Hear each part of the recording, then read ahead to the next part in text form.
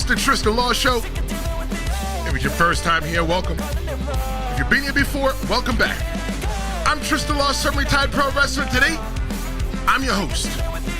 And you know what? I am not alone today.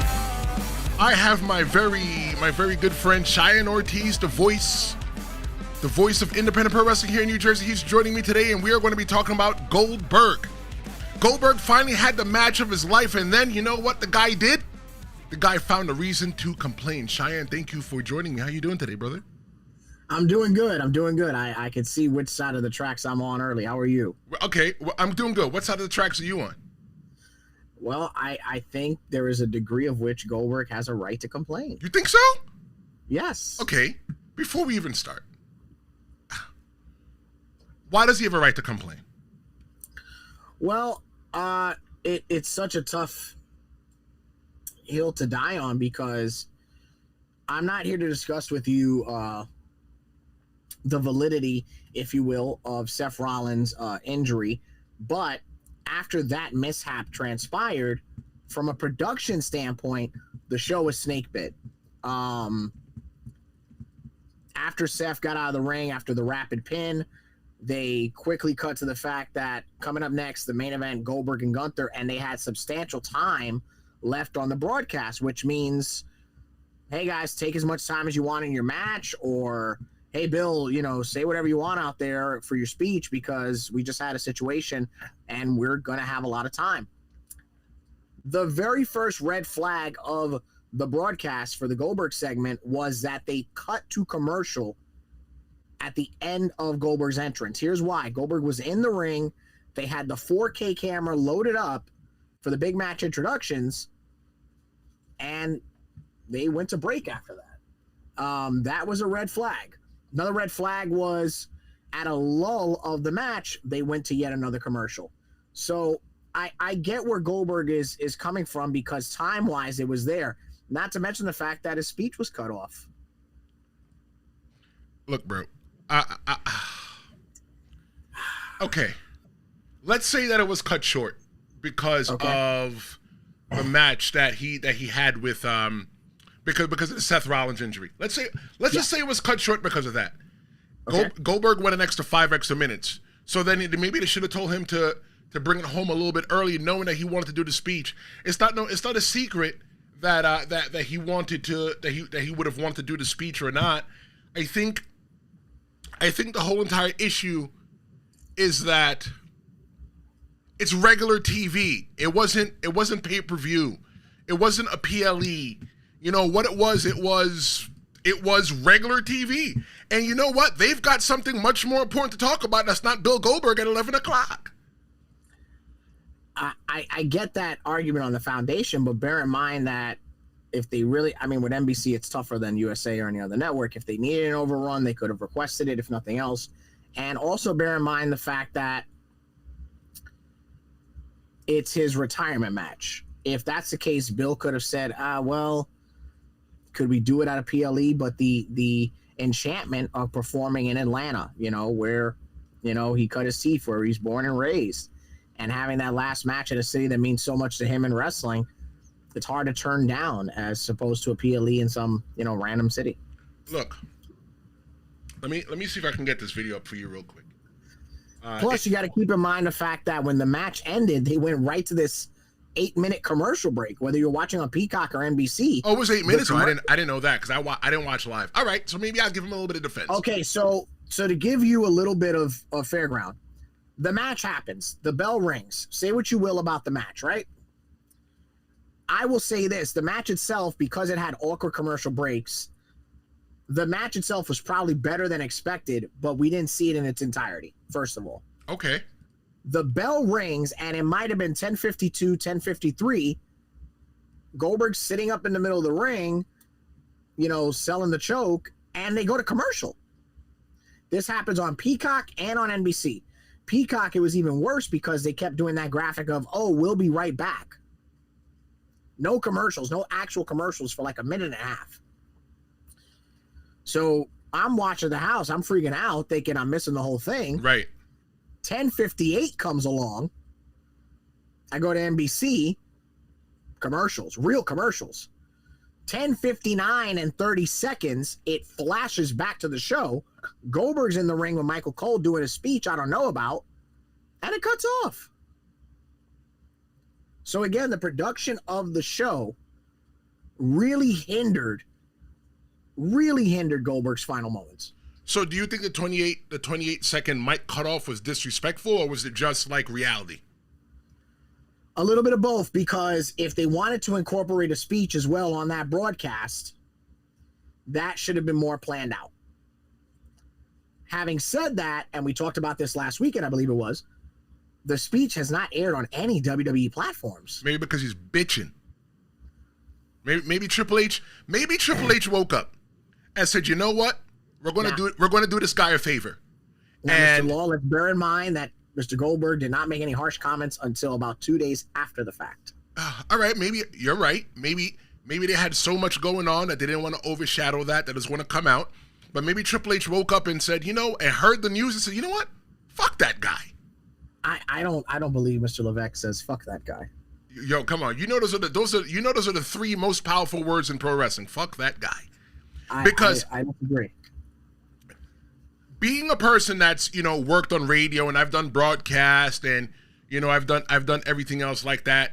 I know that you old commercials.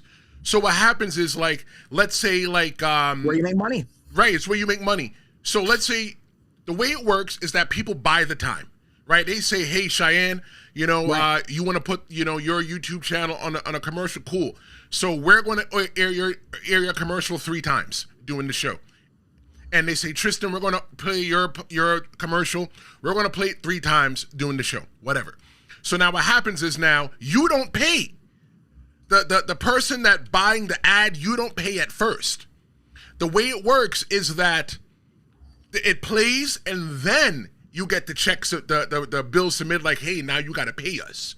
So right. Now they could be short commercials. When I worked at the radio station, I had a log, and I had to log, all right, this commercial played at this time. This commercial played at that time. So when the person says, "Hey, I want proof that my commercial played," all right, well, it played at this time, and it played at that time. So maybe they owed commercials, and because of the whole Seth Rollins things, they didn't do it. Maybe that long 8-minute commercial was them just making up for the commercial break that they missed. Okay. Predominantly on cable, because like I said, on Peacock, we got nothing for at least 3 minutes. Okay. Look, I don't think it was disrespectful. I don't think that anybody has a grudge against Goldberg for them to bring him back after he retired. No, I don't think it was an inside job in that regard. Like, oh, let's bring Goldberg back to embarrass him. I don't believe that. No. I think that what's going on, Universal's in the chat. I don't think they hate Goldberg. I don't Good think morning, they want Universal. I'm here too. They right? Could Cheyenne get some love as well too? The voice, Cheyenne Ortiz.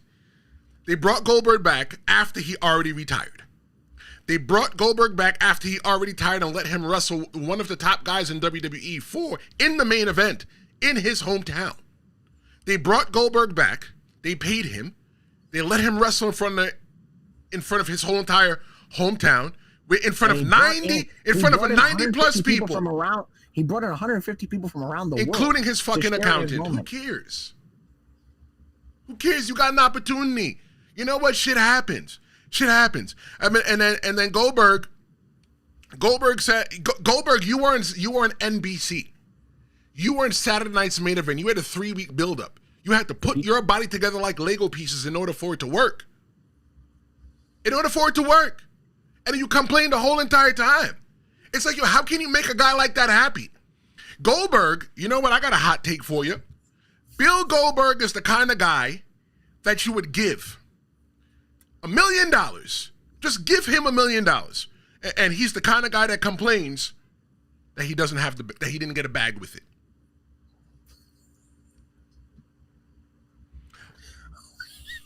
Wait, you're saying that I don't think that's true, sir. I don't think that's how that goes. You don't think that he would complain that he got $1 million and he didn't get a bag to go with it? The guy got the opportunity to wrestle Saturday night's main event. Yes. The main event with minimal buildup. Uh-huh. In the main event against Gunther for the championship in Atlanta. ATL, peace up, A-Town down. And he got paid for it. They didn't pay him no chump change. He got paid for it. What are you complaining about? What else more do you want? The rightful way to end your career. You know what? No. He got 2 opportunities to end his career. See, you make me feel like I want to crash out, Cheyenne. He had 2 opportunities to end his career. You know who had an opportunity, who did not have the opportunity to end their career the way that they wanted to? Who was that? Bret Hart. You know why Bret Hart didn't get the opportunity to end his career the way he wanted to? No, Tristan, I don't actually. Oh, because big baby Bill Goldberg. That's why. Now, Tristan, Bret Hart was able to end his career against Vince McMahon at WrestleMania 26. Jesus, Mary and Joseph. Because you know what? I paid all my money to Bubba Ray Dudley, Devon Dudley, Nunzio. I rode in cars for miles with people that have been at the high level in WWE, people in the indies, just so that I can go and end my professional wrestling career against Vince fucking McMahon. What an accolade. And win by a landslide. That doesn't make it any better, Cheyenne. And have my entire family a part of the match. And your accountant. Don't forget his accountant came as well, too. Maybe she could help him. Maybe she could help him figure out where to put the $1 million that he got and didn't get a bag to put it in. What is this obsession with you in reusable bags? Well, we're from New York. We don't have bags at the supermarket. We're supposed to use reusable bags. Come on, Cheyenne. Help the environment. Help the environment. I don't know. The guy wanted a WrestleMania moment. Then why? Look, let me tell you something. One of the things that I learned a long time ago, when I walked into the Team 3D Academy in Kissimmee, Florida, to get trained by one of the greatest tag teams of all time, Bubba Ray Dudley and Devon Dudley, I got taught, you don't get what you deserve. You get what you negotiate. You get what you negotiate. If you wanted WrestleMania, he should have negotiated WrestleMania. But he knew from January that this is going to be, he knew from October, November that this was probably going to be the deal. In January, it was going to be the whole entire, it was official. Yeah. And now, when it happened, he wasn't happy with it. He wasn't happy with it. I don't think that's fair to Gunther. You know what else I don't think is fair to Gunther? That he goes on Ariel Helwani. Ariel Helwani, first off, I want to say he's a great interviewer, and I'm going to put the video in the description for you guys to all watch. He's excellent. He's excellent. The way that he asks a question, and when he gets denied, the way he walks back and comes back to it and presents it a different way, he just chips off the old block, right? He went on Ariel Helwani, and he complained about the whole entire thing. You get what you negotiate. You don't ever get what you deserve. If you wanted something different, you should have asked for something different. I don't think it's fair to Gunther. I don't think it's fair to the main event. I don't think it's fair that you went on Ariel Helwani's show, Goldberg, and said that, the chops at first, like it didn't hurt. What? What is Gunther known for, Cheyenne? That would be chops. So now you're going to go on TV. Well, not TV. Well, we could say TV because YouTube is watching on a lot of TV. Gunther's known for his chops. So now Goldberg goes on to the worldwide internet, to everybody, and says, oh, well, it didn't hurt at first. What? This is what you get, Cheyenne, when you get a guy who entered the WCW power plant and they give him a 175 and 1 win streak. They let him beat Hulk Hogan one time in 1998, and he thinks he's the greatest of all time. No, but Goldberg is in fact one of the best of all time. No, come on. You just like to rile me up. No. I don't have blood pressure problems, but I feel like you're trying to give me blood pressure problems. Of his era, Goldberg is an all-time great. No. I think that Goldberg is one of the biggest Stone Cold Steve Austin imitators. I think that Goldberg was right for WCW at the time, But outside of WCW, what has he done? He's not a WWE creation. He's the man that put down Triple H's 9-month World Heavyweight title reign. And he beat Hulk He's Hogan. the man that sent The Rock to Hollywood full time. I feel like you're trying to get underneath my skin today. He's the man that defeated Brock Lesnar in less than 5 minutes. So here's what Universal said. Universal says all production cues were missed. They were scrambling with production on what to do. I can imagine that because now they're calling it on the fly. He says that, or she, I don't know if it's a he or she, but I like to keep the mystique between Universal because remember, we don't know if Universal works for WWE, so we're just going to go with it. Universal says they planned the last 10 minutes of the show for Goldberg's speech. They gave the guy 10 minutes for his speech? No, that's beautiful. That's not beautiful because that would have been that's longer than his average match. What could he talk about in 10 minutes? What is the obsession you have with his stamina? He don't got good stamina. He don't wrestle long. He did 15. No, okay, let me give him some. Okay, I'm going to give him some credit. He did 14 minutes and change, but since we're rounding up, Goldberg did 15 minutes.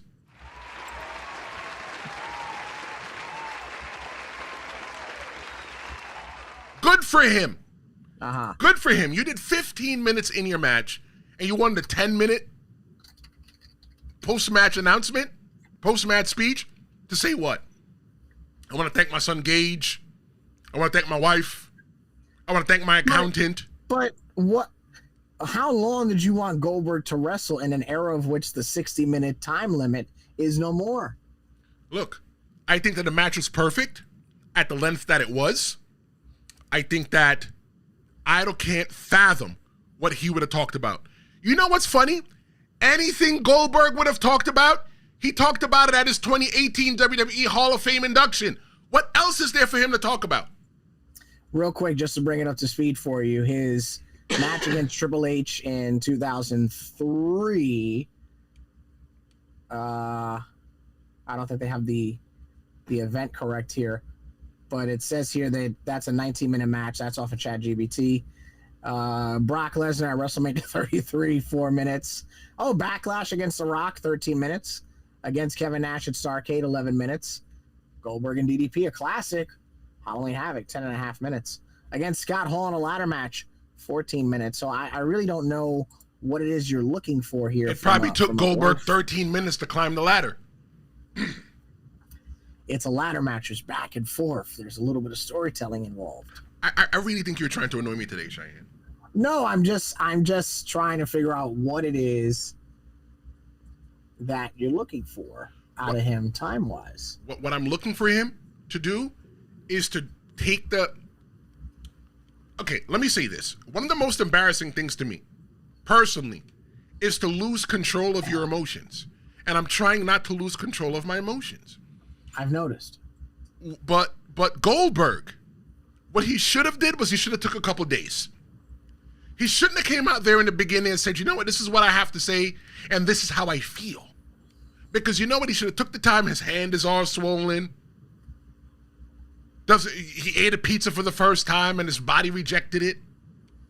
Take a couple days. You worked hard, Goldberg. You had to put your body together like Lego pieces just for that match to happen. The part that makes me go crazy though, right? Is that about his son Gage. His son Gage got an opportunity to get an NIL contract. You familiar with the NIL contract? Fine young man. What a fine young man. Yeah, he's good kid. I think he might have a future somewhere in athletic competition. I believe so. He got the opportunity for an NIL contract. The NIL contract is where they are scouting college athletes on the collegiate level to come to the performance center and possibly train to be wrestlers. And here's this pedigree kid coming along. They got Mark Henry's son in there. Yeah. They got a bunch of other athletes in there.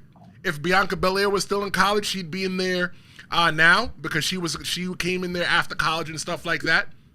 Goldberg told his son don't do it because he didn't like the amount of money they were paying him. Let's take it now to Universal. Universal is saying they had planned the last 10 minutes of the show for Goldberg's speech. Universal also says that Tony Khan discussed bringing in Goldberg for his retirement match, and Bill said no. Bill chose the WWE, therefore Bill cannot cry now. Universal also confirms that Bill Goldberg said he broke his hand in the match when he did the chops to Gunther. Goldberg is not the best of all time. He is on no one's Mount Rushmore. Anyone else want to comment in the chat? Like Universal is, the opportunity is there. I think of a certain era, Goldberg, sure. I mean, many regard him as a huge part of the WCW fabric. Would you agree with that, Mr. Tristan Law? 100%. 100%. He made WCW feel special at the time. It was like, oh my God. Now, I wanted to go in my opinion, he also contributed, albeit minor, to the Ruthless Aggression era. How? Doing what? Well, Goldberg's return from exile from WCW to then join the WWE in 2003 was monumentous. We did not see that coming. And it was nice for the time. You know, it's like when you go to a restaurant and you're not you order a lot of food because you know your eyes are bigger than your stomach. And you sit there, you go, it was just all right. It was fun in the moment. Right? Because when Goldberg came in, Goldberg still wasn't all that miraculous when he was there. I think that Goldberg got the opportunity to come in and to pretend fighting with other people. He got a pretend streak, and he got real money for it. You got the opportunity. You injured probably one of the greatest wrestlers of all time, ended his career. You got the opportunity to retire one time, come back, and do it again. And then you complain. Again, but you put Gunther over, even though you buried him a little bit, you put Gunther over. I think if he never said anything about the chops, you know, about they're not hurting and stuff like that, you can go up and say, oh, wow, it makes Goldberg look really badass in the whole entire thing. But no, he wanted to say, nah, it didn't hurt at first. In the 28 seconds, Cheyenne, that he got, you know what he said? What was that? He said they wouldn't do it to Taker. They wouldn't do it to John Cena. John Cena's running around right now doing his retirement tour. Listen, Goldberg, William, if I can call you William, you're not John Cena. Definitely not John Cena. You are not the Undertaker. You should have left the first time. If you had left the first time and never said anything, it probably would have been all right. But you came back, you got a second opportunity at life. And it's not like he went in there, Cheyenne, and did it for free. They paid the man. They paid him. What, they didn't direct deposit into the wrong account? That's on him. You get what you negotiate, not what you deserve. Goldberg says, though, he doesn't really want to talk about everything, right? He's going to want to wait 2 weeks. We got about 1 week left until he can say what he wants to say. You know what I think is going to happen in 2 weeks? What's that, sir? I think, like Universal was saying, I think if Tony Khan has a brain, which I think that he does, Tony Khan can be the person that gives Bill Goldberg his $1 million and the bag to go in it. Tony Khan can say, hey, you know what? I don't like the way how WWE handled your retirement. You see how he handles Sting's retirement? They didn't handle Sting's retirement properly, and we did it right for him here. So what we want to do is we want to give you the opportunity to come in and just book it any way that you want.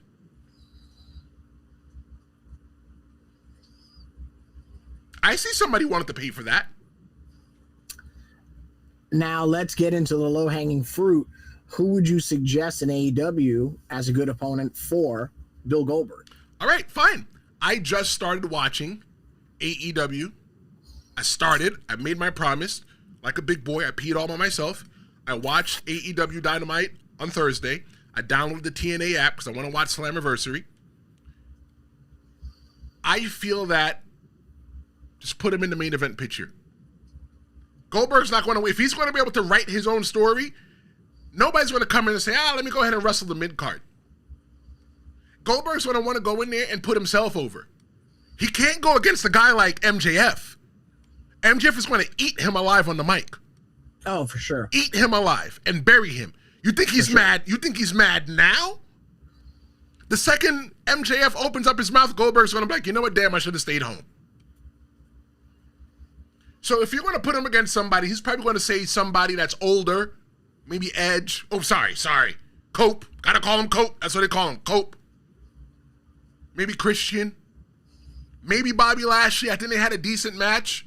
They had a great match over there in Saudi, yeah. Yeah, I think they had a decent match in Saudi. Maybe that too. I don't think it's going to be somebody young, because I don't think Goldberg is in the business of putting younger talent over. I think that Goldberg should take a page out of John Cena's book. It's all about leaving the pro wrestling business better than you found it. That's what we're taught, day one. So what he should have did was know his role and shut his damn mouth and laugh all the way to the bank. Because either way... Do you feel as if Goldberg or no wrestler is entitled to write the last chapters of his story? Yes and no. You only get what you negotiate. If you want to do it right, you negotiate. You remember Hulk Hogan said, "That's not gonna work for me, brother," right? He negotiated that. Sure. He negotiated that. He negotiated the creative clause in his contract. Goldberg should have negotiated that. And if you know what, maybe it wasn't the right time if you couldn't get that pushback from the table. I see. This was the best match of his career, Cheyenne. The best match of his career. This is Goldberg's best match in the last 2 years. Wow. It's his only match in the last 2 years, but that's why it's his best match. I disagree with that statement, but that's fine. So give me one better Goldberg match that you could think of in the top of your head. I tell you, Goldberg and Diamond Dallas Page, it's a classic. I feel bad for DDP. The guy had to go do DDP yoga because he broke his back carrying Bill Goldberg. This unmitigated disdain that you have for Bill Goldberg, I'm not really conjugating its ethos quite well. I'll give you the ethos.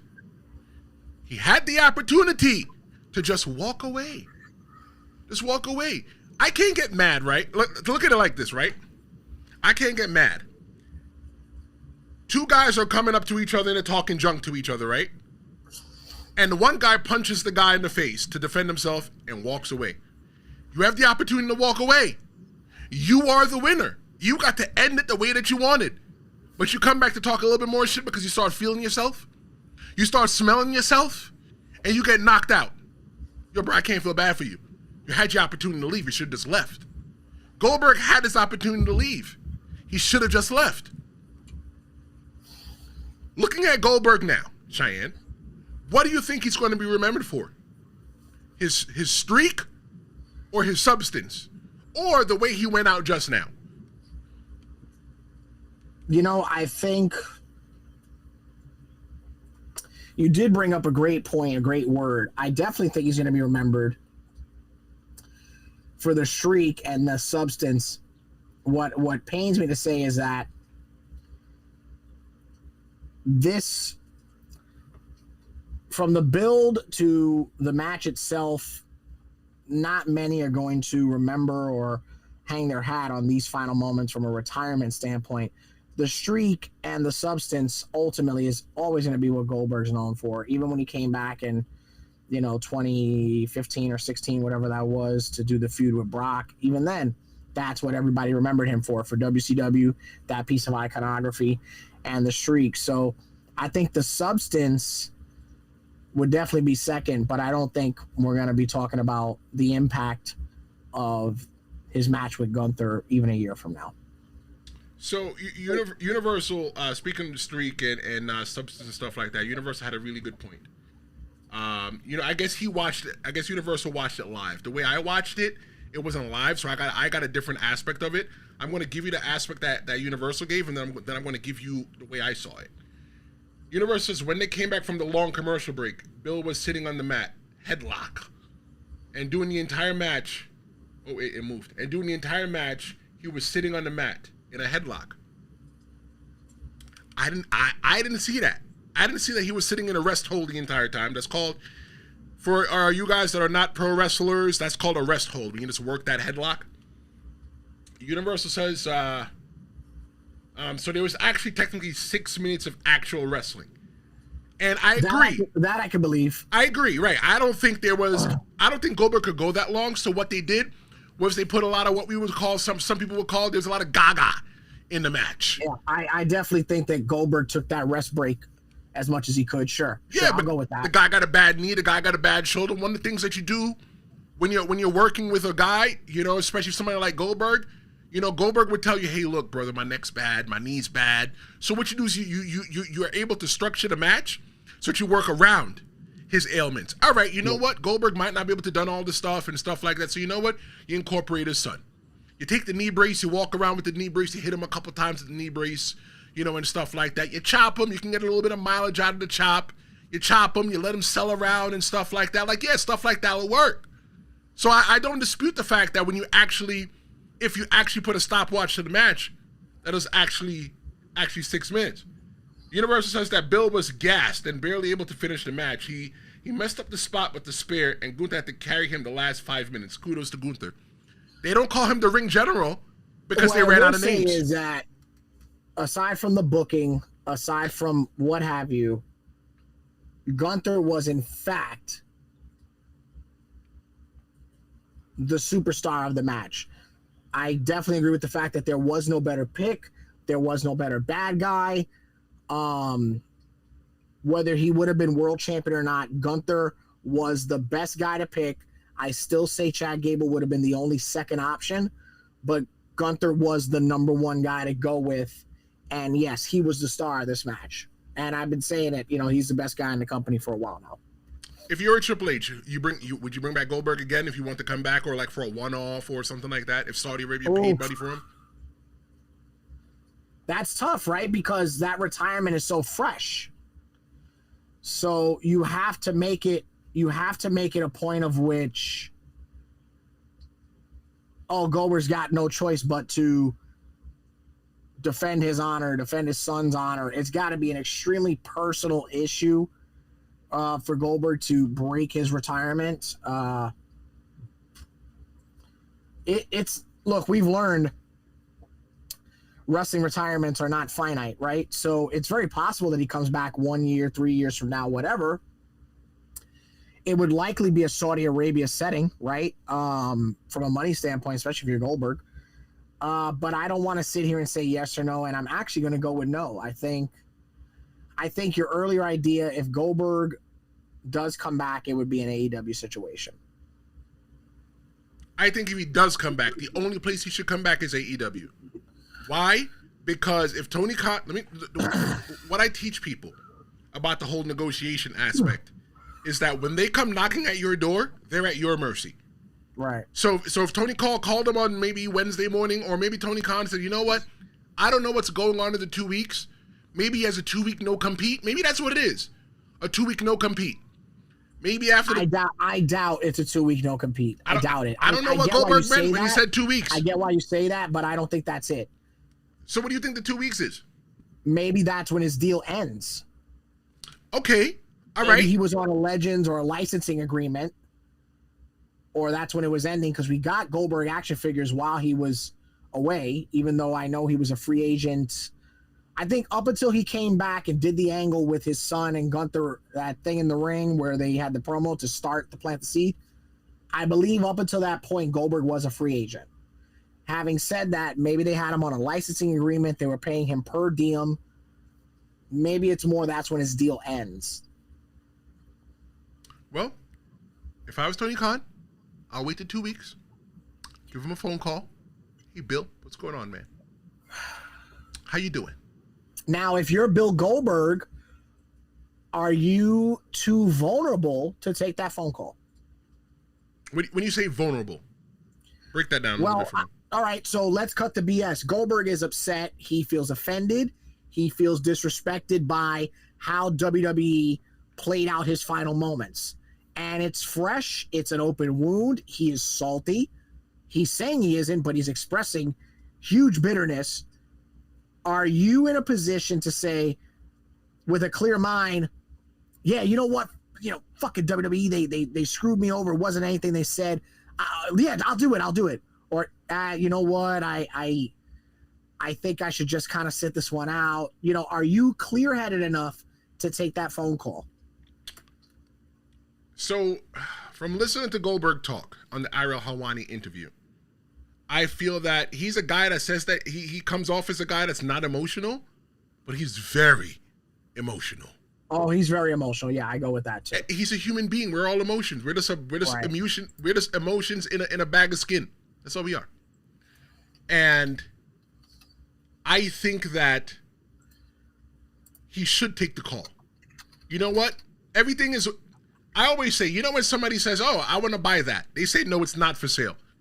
Even though it's not for sale, if somebody called me right now and said, "Hey, I want to give you and Cheyenne the opportunity to bring the Tristan Law show to ESPN or wherever, Tubi, whatever," it might not be something that I'm not interested. No, I'm kidding. I'm interested in that. Cheyenne, we're going to hit it big.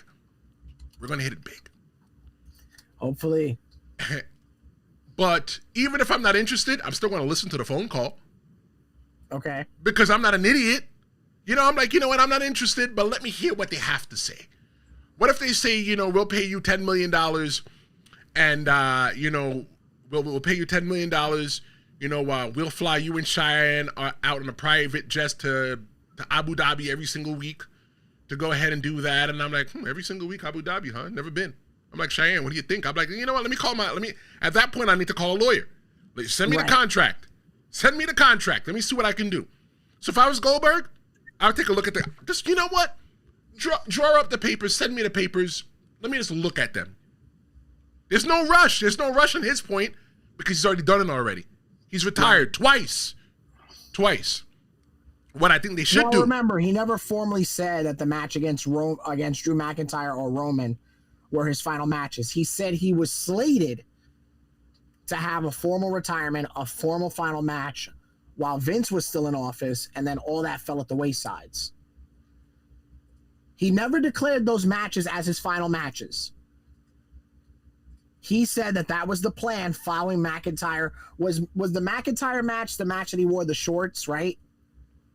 Might have been. Universal would be the and it was a Thunderdome match. It might have been. He said Elimination 2002 was when he wrestled Roman Reigns, but it might have been.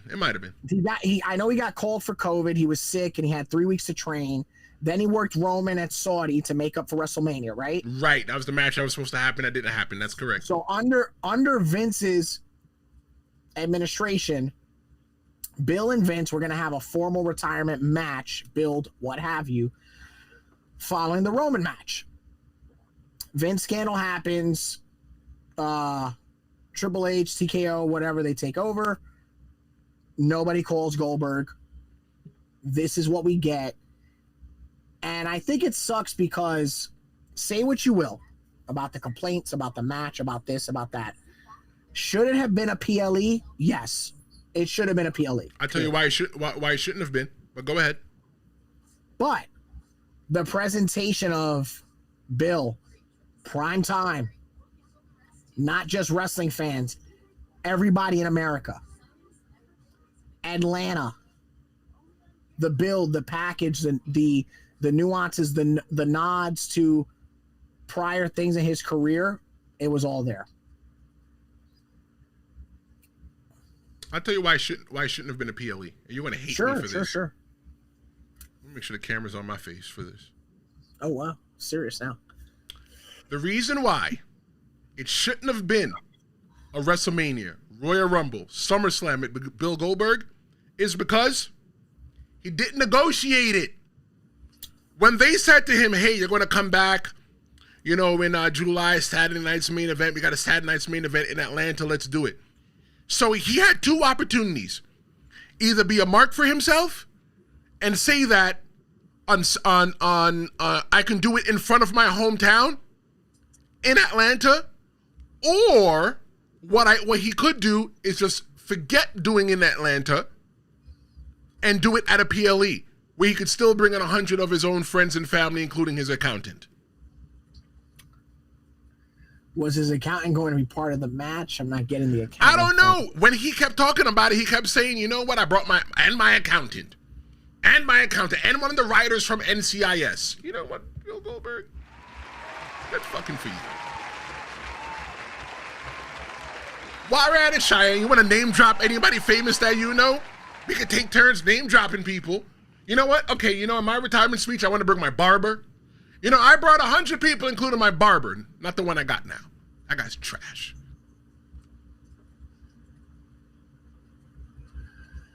You know, I'm starting to think that you have it out for Bill Goldberg. I don't like the fact that Bill Goldberg had this massive opportunity. He had this stellar match. He might not have been able to go out the way that he wanted to, fully. But he got to be put in the main event against the world champion, got to walk out there. You're next. And then walk back to the back. And everybody's like, oh my God, Gunther's next. You got all of that. I get if they had put you against, I don't know, Taka Michinoku. Oh, no, I'm just naming wrestlers. Taka Michinoku, that's not even a realistic pick. Okay, fine. Maybe they put him against, Mark Henry and Mae Young's son. That's not even a realistic pick. How's that realistic? Oh, because what? Because the hand doesn't train? We haven't seen the hand since Raw 1000. Either way. I don't have it out for him. I just feel that somebody like Bret Hart, it's just like, you injured the guy. You had the opportunity to go out twice. You complain about it. You compare yourself, well, they wouldn't do it to Taker or Cena. Taker and Cena, they're not a mark for themselves. Bill Goldberg, you actually expected WWE to take their PLE, their whole entire touring schedule, and move just for you, and move it to Atlanta? Is that what he expected? I think so. Well, Cheyenne, I think that we've beat this to death together. Well, I want to point out that Universal makes a statement along the lines of, Cheyenne is correct, Bill is not on a Legends contract. He's on a licensing contract, and was on a performance contract for his appearances and match versus Gunther. That makes sense to me because it sounds like it was something set up for this particular angle, because contracts are not in the sense of standard 1 year, 3 year, 5 years, 7 years anymore. They're extremely tailored now. And again, there's a lot of licensing in Goldberg. I'm sure he sold a ton of merch during this tour. Say what you will. I am of the...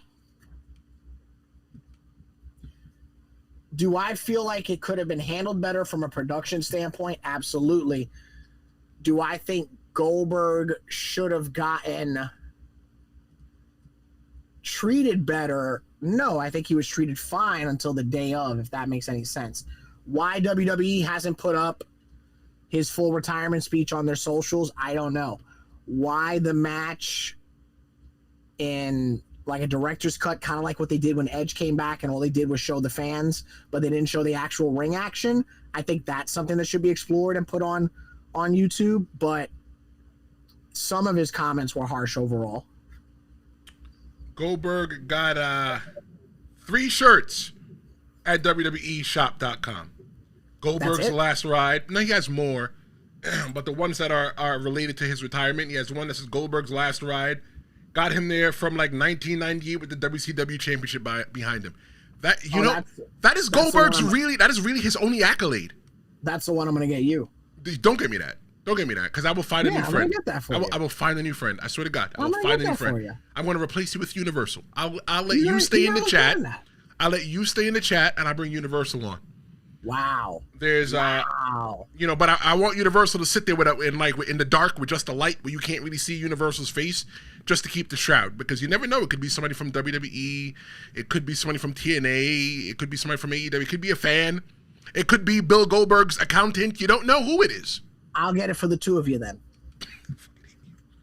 But Goldberg made money. You know, you can buy the Saturday Night's Main Event poster for $29.99 with his autograph on there. Like, who wants that? Who wants that? Oh, I'm sure there's tons of collectors who do. You want it? Because I know you collect. No, there's tons of collectors who do. I don't have any space, as you can see. Like. I'll get that for you. You can have that as the background for your studio there instead of that bland. Yeah. It's not bland. It's a backdrop. All right. So overall, do you feel bad for Goldberg?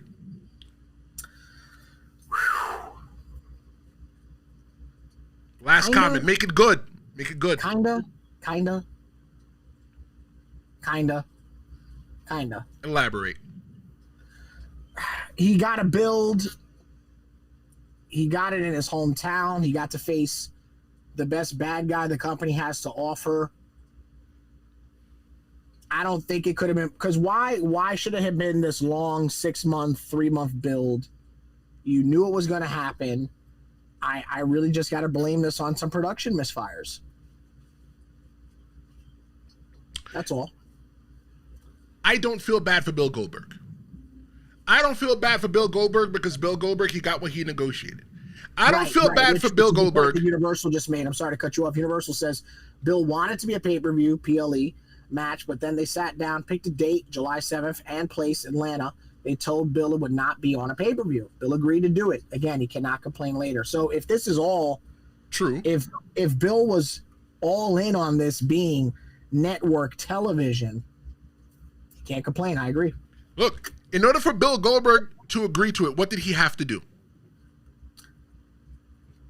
Talk it over? He had to take the pen and he had to write his name. He had to write William B. Goldberg. The B's for baby. The B's for bitchin'. Wow. That's what it is. Wow. William B. Goldberg. He wrote his name on the piece of paper, and because he wrote his name on the piece of paper, he agreed to it, and that's what he got. And that's why I don't feel bad for Goldberg, right? Wow. You got the opportunity. He said he was doing this for his son. He wants to write the storybook for his son. You know, at the end of the day, why bitch? Because your son got to see you retire, not once but twice. Your son got to have the opportunity to walk out with you in your last match. Your son got the opportunity to be a part of your last match. This is something that can be called back years down the line. Years down the line. Your son versus Gunther's son. Might go to jail for beating up kids. You never know. You never know. But he had the opportunity. Universal says that the full speech is on WWE's YouTube channel. I'm going to look it up. I want to hear check that out now. Actually, I want to hear what he had to say versus the Hall of Fame speech. But in all honesty, I don't feel bad for Goldberg. Goldberg, if you want to do it again, go to AEW. They're most likely willing to negotiate with you and give you the money that you want and do it the way that you want.